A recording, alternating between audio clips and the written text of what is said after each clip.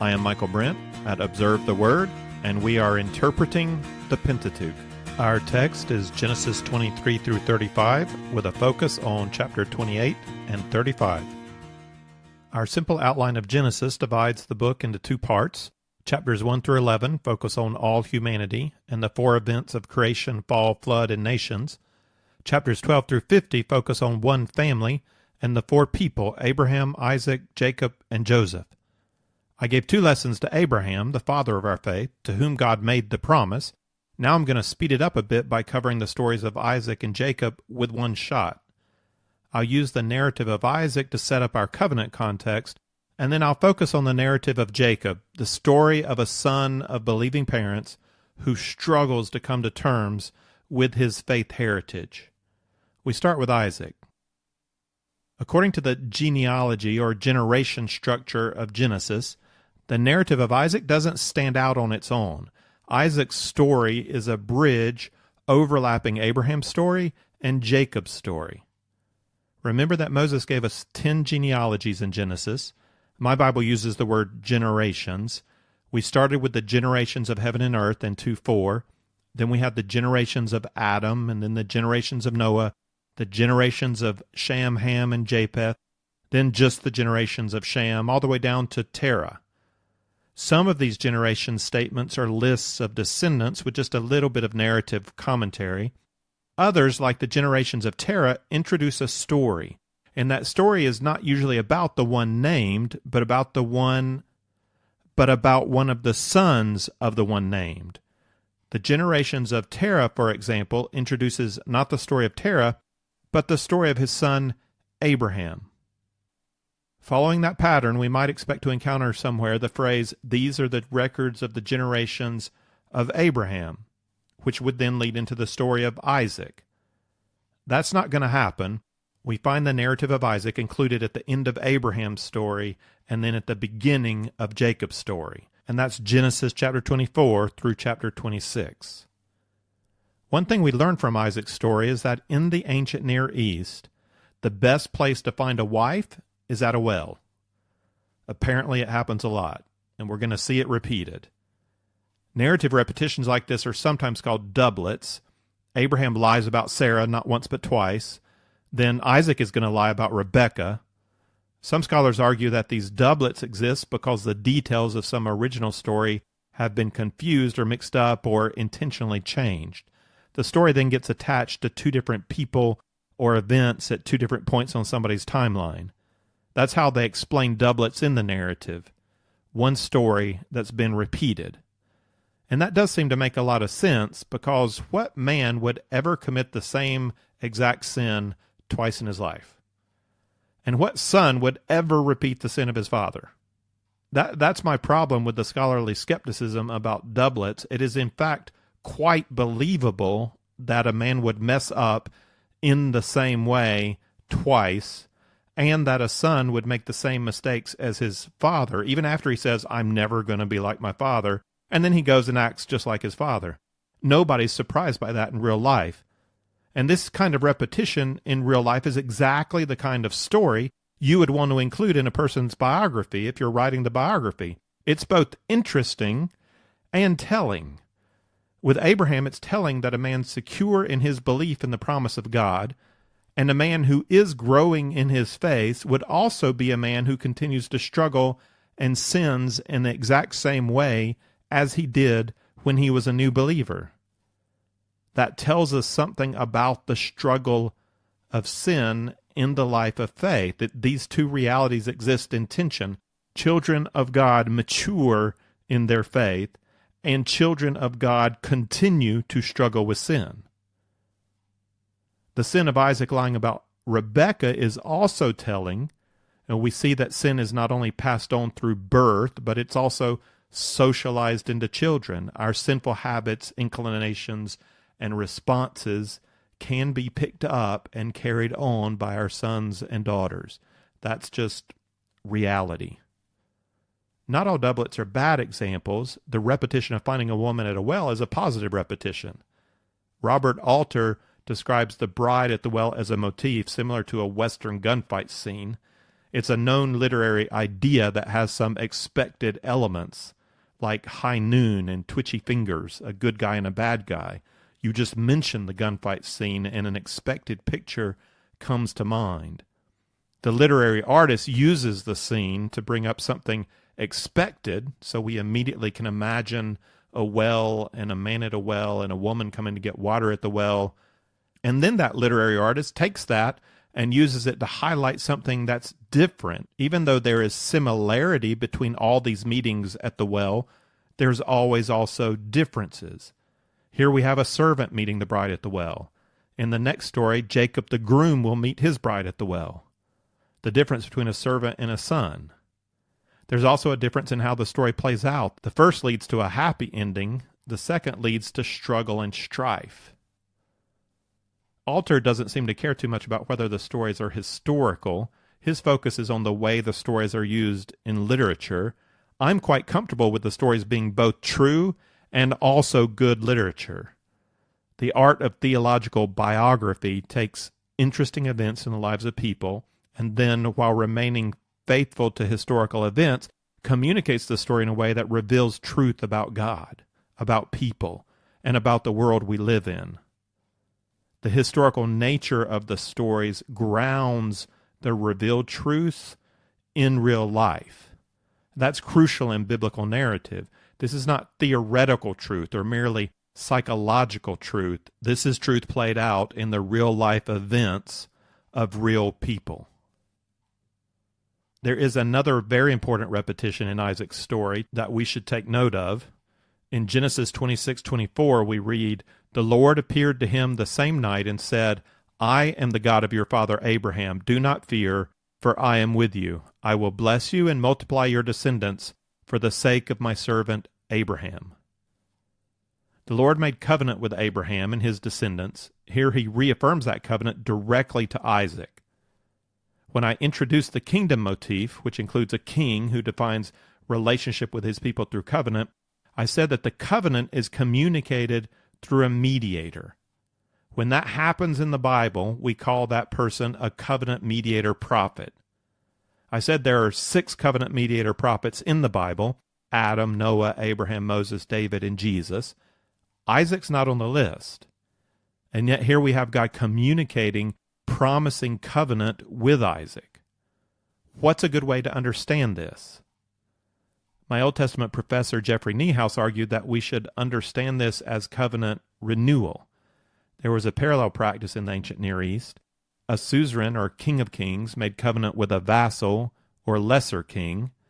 If the vassal died, then the suzerain might choose to renew the covenant with the vassal's son. And this new covenant may include additional stipulations, but it was essentially the same legal agreement extended from father to son.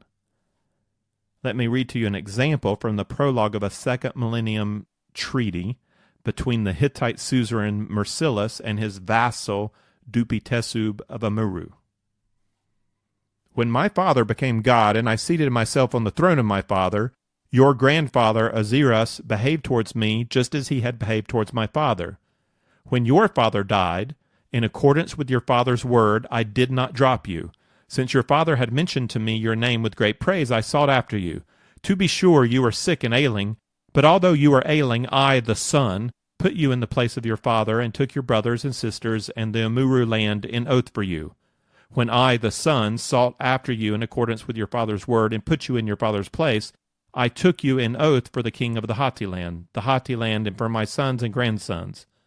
So honor the oath of loyalty to the king and the king's king, and I, the king, will be loyal towards you, Dubitesub. When you take a wife, and when you beget an heir, he shall be king in the Amuru land likewise. And just as I shall be loyal to you, even so shall I be loyal towards your son. But you, Dubitesub, remain loyal towards the king of the Hatti land, my sons and my grandsons forever. The tribute which was imposed upon your grandfather and your father, they presented 300 shekels of good, refined, first-class gold, weighed with standard weights. You shall present them likewise. Do not turn your eyes to anyone else. Your fathers presented tribute to Egypt. You shall not do that." Several phrases catch my attention here, like how high an opinion Mercillus had of himself.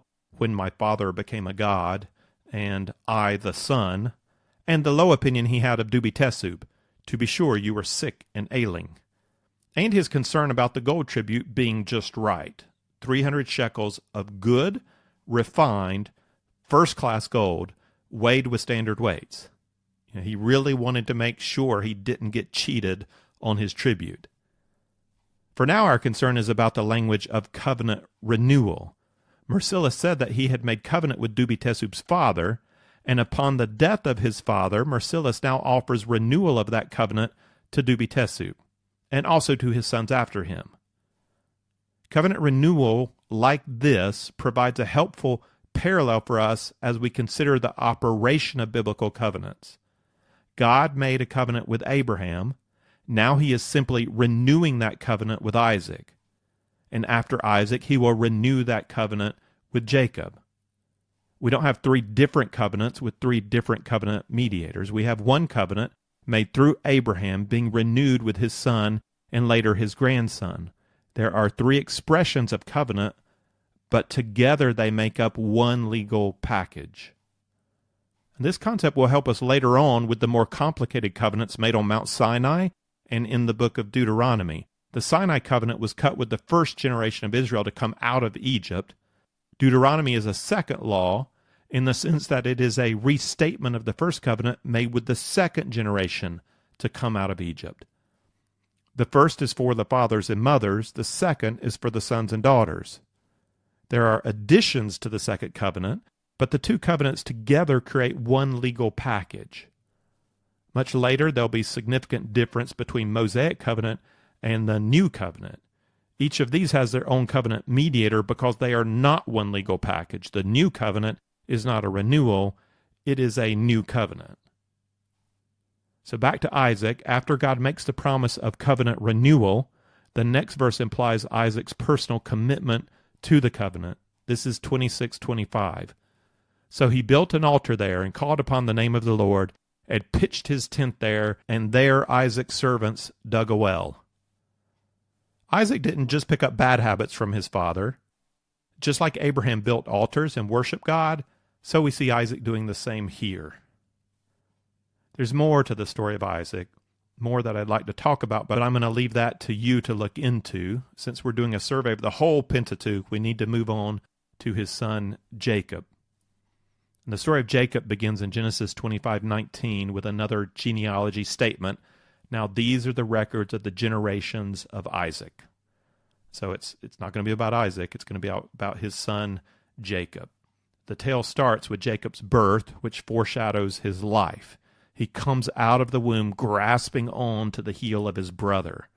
In spite of the promise of God that accompanied his arrival, Jacob is going to wrestle his way through life to grasp hold of that blessing for himself. And Jacob's struggle is compounded by the weakness of his believing parents. Genesis 25:28, right after the birth story, tells us, now Isaac loved Esau because he had a taste for game, but Rebekah loved Jacob. So Isaac loves the hunter and Rebekah loves the cook, and that kind of favoritism among the parents never really helps out the children.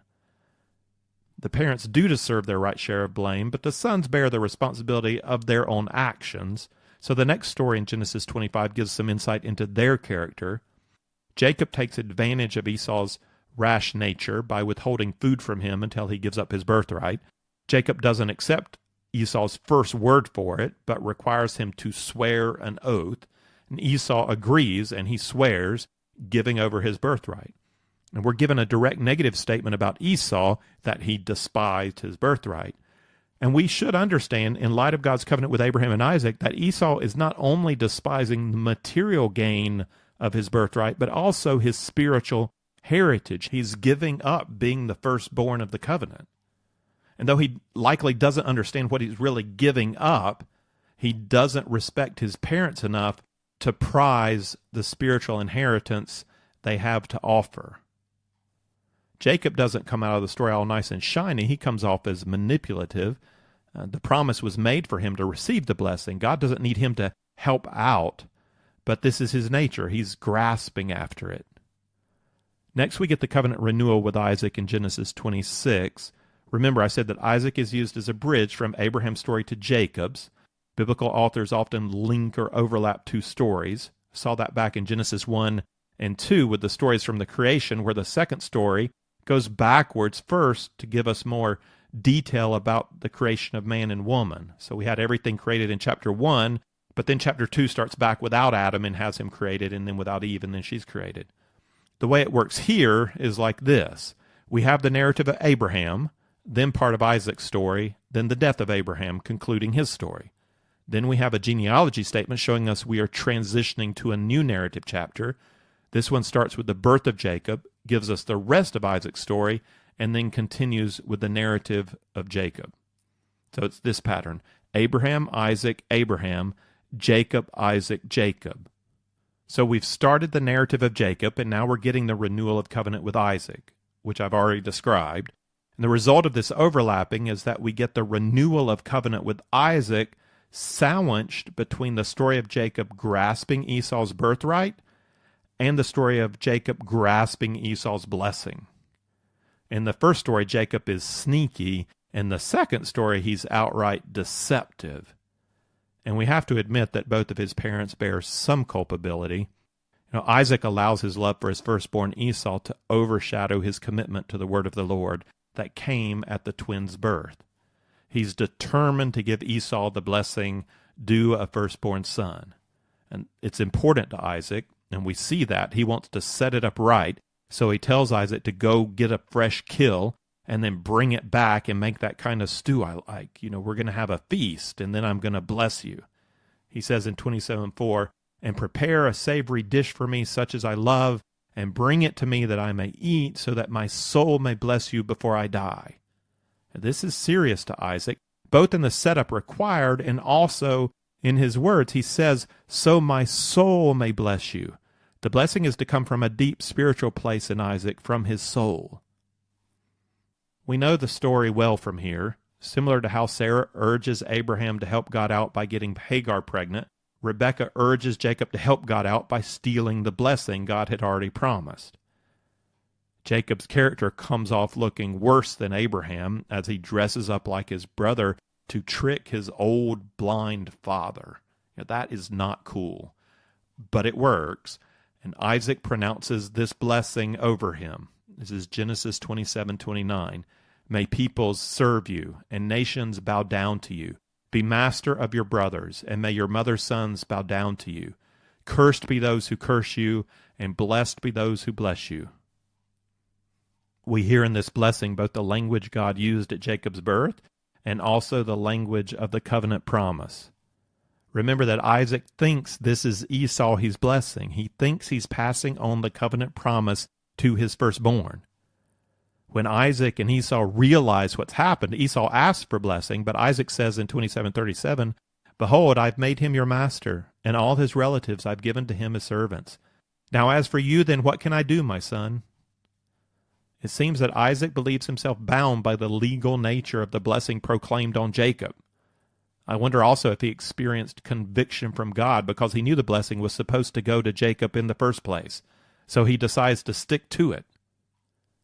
Esau, not a man to be sensitive to the will of God, harbors a murderous grudge against Jacob. He's just going to wait for Isaac to die, and then he's going to kill Jacob. Knowing this, Rebekah comes up with a plan to send Jacob far away, telling Isaac that she wants him to go find a wife from among her relatives who live up north in Mesopotamia. The sending away happens in Genesis 28, and this is an important chapter for Isaac's story, so let's focus in on the text. And first, let me pause and say that this family really provides us with an interesting example of how faith works in sinful human beings. We've just seen the conflict in Isaac as he chooses to bless Esau with words that express confidence in the Abrahamic promise and yet go contrary to God's express choice of Jacob. Isaac seems to have repented of his insistence on Esau and is now recognizing the promise going forward through Jacob.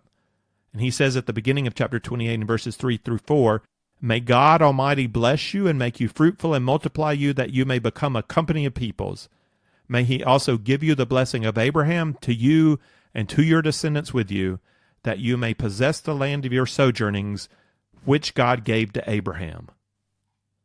In spite of his favoritism of Esau, Isaac now links the promise, both land and descendants, to his son Jacob.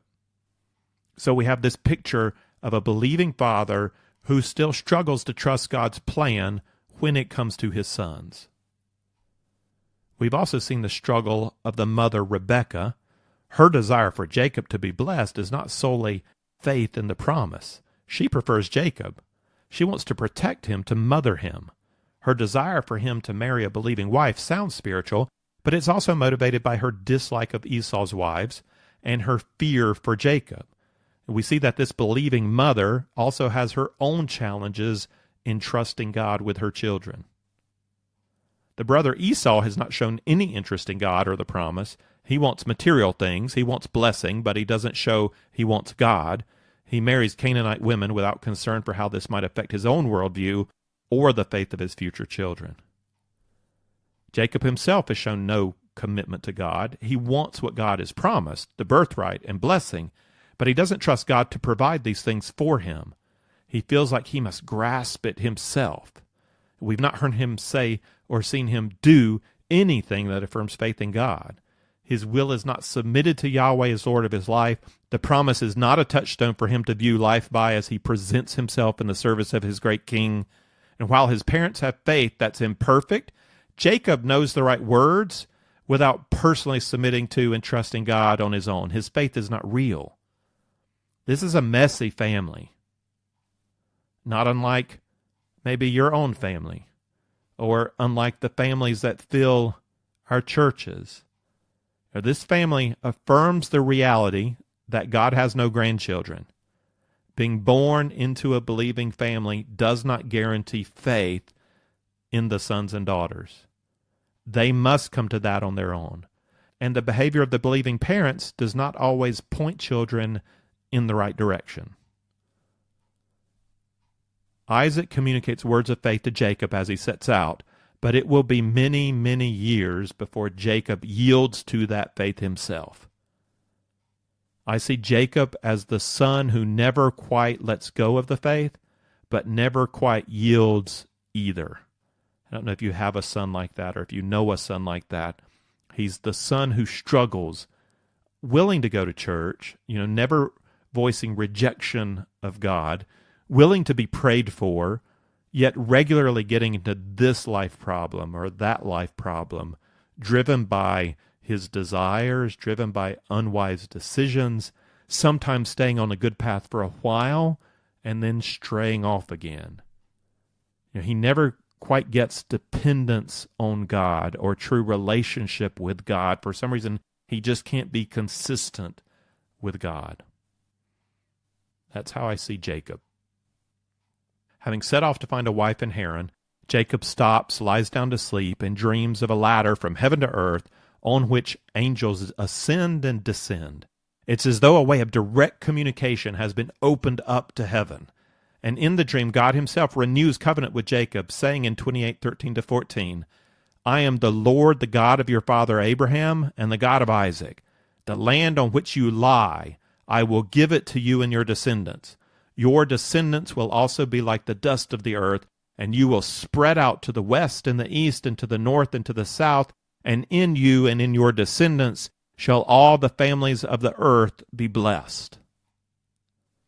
And notice how this promise includes the purpose statement given to Abraham. Not only will Jacob be greatly blessed, but in your descendants shall all the families of the earth be blessed. Jacob's acknowledgement of God comes out in verse 16 as he says, surely Yahweh is in this place. And in verse 19 we're told that he called the place Bethel, which means house of God. But we also get something very human from Jacob. Listen to this and ask yourself, what does that sound like? Does that sound like faith? This is 20-22.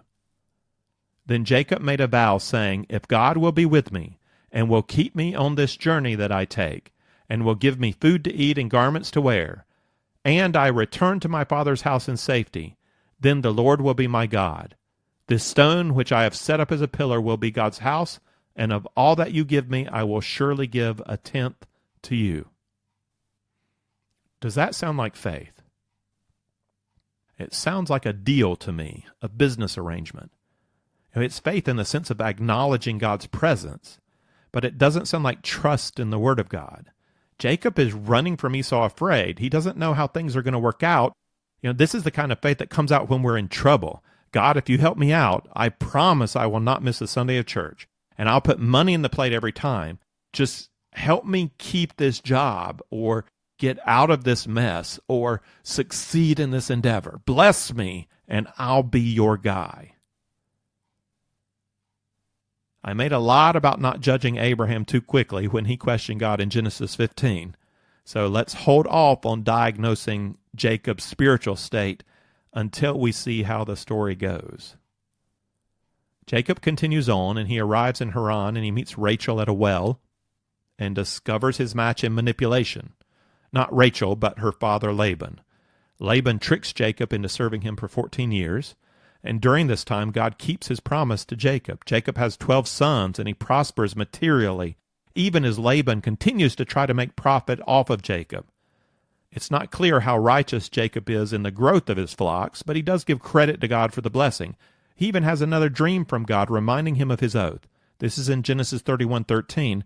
I am the God of Bethel, where you anointed a pillar, where you made a vow to me. Now arise, leave this land, and return to the land of your birth. In response, Jacob gathers his wives and children and flocks and sneaks out. Laban gives chase, but in the end, they separate with no conflict. Free of Laban, Jacob now begins to fear how Esau will receive him. He sends ahead hundreds of goats and sheep and cows and donkeys as a gift. He's coming from the north. He's on the east side of the Jordan River, about halfway between the Sea of Galilee and the Dead Sea. The town of Shechem is to the west across the Jordan River, and in front of him, on the east side of the Jordan, is the river Jabbok. And Jacob sends all of his livestock and servants and even family across the Jabbok. Left alone, we have one of the strangest meetings between man and God in the Bible, and oddly, perhaps one of the most normal meetings between man and God. Genesis 32:24 tells us, Then Jacob was left alone, and a man wrestled with him until daybreak. Why did God appear as a man, and why wrestle with Jacob? I think God was treating Jacob as Jacob was treating God. Jacob has not shown himself prepared to submit to the lordship of God. He does not give himself into relationship with God. He makes deals with God, treating him as he would treat another man, albeit a very powerful man. Jacob wrestles with God to get blessing from God while maintaining control of his own life. Consider verses 25 to 29. When he saw that he'd not prevailed against him, he touched the socket of his thigh. So the socket of Jacob's thigh was dislocated while he wrestled with him. Then he said, Let me go, for the dawn is breaking. But he said, I will not let you go unless you bless me. So he said to him, What is your name? And he said, Jacob. And he said, Your name shall no longer be Jacob, but Israel, for you have striven with God and with men and have prevailed. Then Jacob asked him and said, Please tell me your name. But he said, Why is it that you ask my name? And he blessed him there. God doesn't desire to overwhelm Jacob and force him into slavery. God desires for Jacob to yield his will and enter into relationship. Dislocating his thigh, God employs suffering to motivate Jacob to yield in faith. True to form, Jacob refuses. He will have the blessing from God, but he will have it on his own terms, by striving with God. God gives him a new name to match that attitude, Israel, the one who strives with God. And God does bless Jacob there, but I'm conflicted at how to take this. I think God invites us to wrestle with him, to wrestle with our doubts and bitterness and sense of unfairness. This is not the faith that God desires for us. It is not a willful yielding to God as the righteous and true king over our lives, but at least it's engagement. Jacob's not turned from God or denied God or even assumed everything's okay between he and God. By wrestling, Jacob at least honestly acknowledges the reality of God in his life, even if he's not ready yet himself to yield in that relationship. He could not bring himself to simply trust and obey or to listen and love, as Moses puts it in Deuteronomy. I see this wrestling with God as symbolic of Jacob's struggle through life to embrace the faith of his parents and grandparents. He wants the blessing they have, but he doesn't want to walk with God like they do. After that night of wrestling with God, Jacob sets out to meet Esau, and everything turns out fine. They hug, they weep, they agree to be friends, and then Esau returns to Seir, which is south of the Dead Sea, far enough not to be in conflict with Jacob settling in Canaan.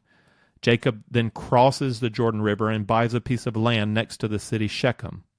And this puts Jacob in the middle of the promised land, which seems like a good thing, but it's not. What is the one promise Jacob had made to God? If you protect me and bless me, then this stone which I have set up as a pillar will be God's house, and of all that you give me I will surely give 1/10 to you. Where was that stone? To what place had Jacob promised to return and build a temple to the Lord? Well, not Shechem, Bethel. He promised to return to Bethel. This is what so often happens to those faith promises made when we humans are under duress. Whatever you want from me, God, just save me from this mess I've created, and I'll do anything you want me to do. God went along with it even though he knew what the result would be. Safe from Esau, Jacob reevaluates the plan and rationalizes out that the piece of land by Shechem is just too good a deal to pass up. Certainly God would not begrudge him that.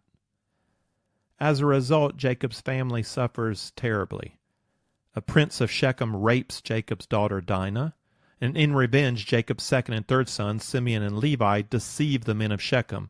The prince says he wants to marry Dinah now, and Simeon and Levi say, okay, as long as you're circumcised. But after the ceremony of circumcision, when the men are decapacitated, Simeon and Levi murder them.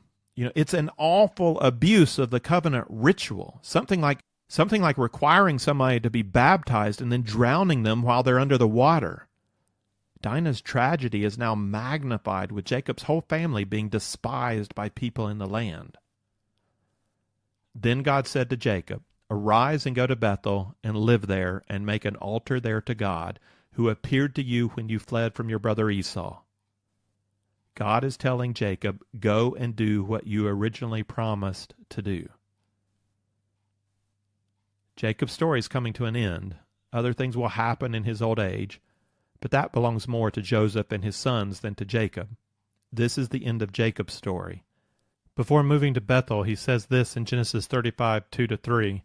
So Jacob said to his household and to all who were with him, "Put away the foreign gods which are among you, and purify yourselves and change your garments. And let us arise and go up to Bethel, and I will make an altar there to God, who answered me in the day of my distress, and has been with me wherever I have gone." I think Jacob is done wrestling with God. He's done doing things his way. He's done making bargains. God says, "Arise and go," so Jacob arises and goes. At first he ordered the members of his household to clean out the gods among them. That's not such a strange order as it might seem. Every family moves through life collecting idols. Jacob doesn't blame God now for what happened at Shechem. I think he's owning that for himself. He's now able to say to God, "He answered me in the day of my distress, and has been with me wherever I have gone."